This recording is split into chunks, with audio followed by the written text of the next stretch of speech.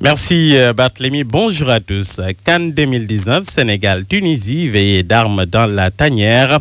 Les fans et autres inconditionnels des Gaïndé Ndiaye n'ont plus qu'un peu plus de 24 heures à attendre avant le coup d'envoi de cette demi-finale qui oppose le Sénégal à la Tunisie. Le soleil fait le blues en 4 mots et une exclamation. Si près du but, c'est vrai qu'avec si près, l'artiste français Pascal Lafarge a fait une musique qui plane et donne du blues au cœur. Il était une fois en 2007. Mais passons à l'histoire, comme nous y invite Sud Quotidien, qui rappelle que Sadio et compagnie sont à un pas de la bande à El Hadji Diouf. C'était pas arrivé depuis 2006. Ça fait 13 ans que le Sénégal n'a pas atteint le carré d'as.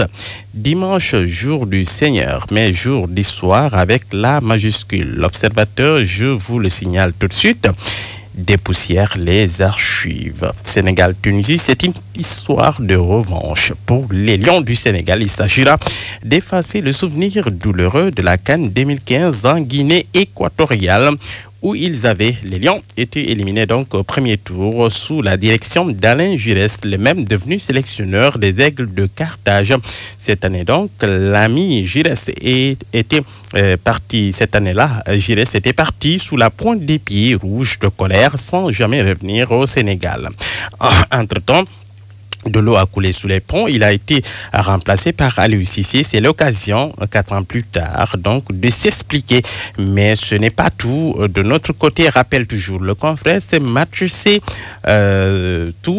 avant tout une revanche pour la Tunisie, battue 2-0 par le Sénégal à la CAN 2017. Mais dans la presse de ce matin aussi, quelques nouvelles des joueurs. Autant dire tout de suite que la tanière est sans numéro 9. Source A indique que Mbaye et Mbaye Diagne ne sont pas dispo. Si le premier est blessé, le second lutte contre une grippe. Les Lions paient la note de la fatigue, croit savoir le journal Enquête. Question alors ce matin, quel lion pour déplumer les Aigles de Carthage? Le journal Record donne quelques indications sur le 11 probable d'Aliou Cissé.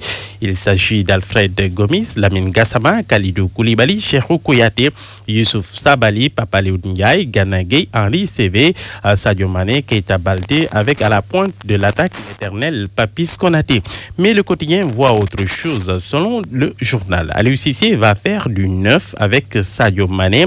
Il sera à la pointe avec Crépin Diatta et Ismaël Sarr dans les couloirs. Les Lions à fond pour une place donc en finale, comme le mentionne en première page le journal Les Échos.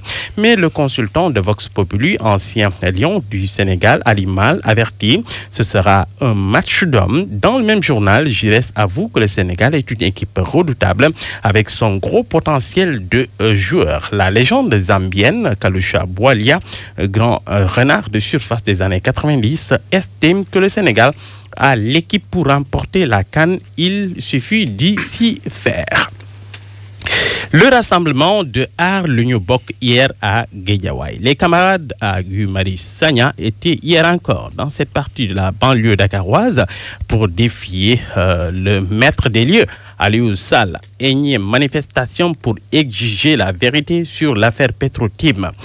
Énième flop, constate le journal Enquête qui n'hésite pas, et c'est en manchette photo à l'appui. L'objectif du photographe a pris en plongée les manifestants comme quelques individus attardés ça et là. Aar-L'Union-Bokk a prêché dans le vent. Source A est plus méchant pour le confrère. Il s'agit d'une énième humiliation.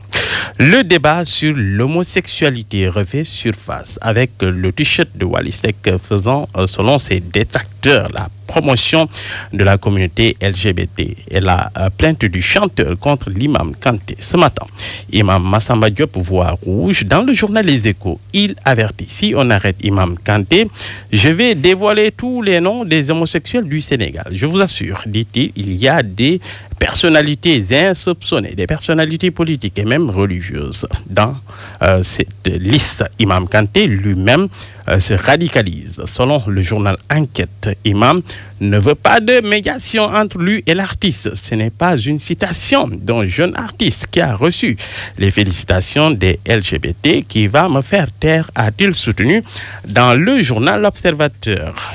Pendant ce temps, Le Conseil des droits de l'homme des Nations Unies a adopté, constate le journal vendredi, donc hier, la résolution visant à renouveler le mandat de l'expert indépendant spécialisé dans la protection contre la violence et la discrimination sur la base de l'orientation sexuelle et de l'identité de genre. Si des personnes si des pays plutôt comme le Nigeria et la Chine ont rejeté ce projet, ce n'est pas le cas du Sénégal qui a décidé de s'abstenir. Merci Mohamed.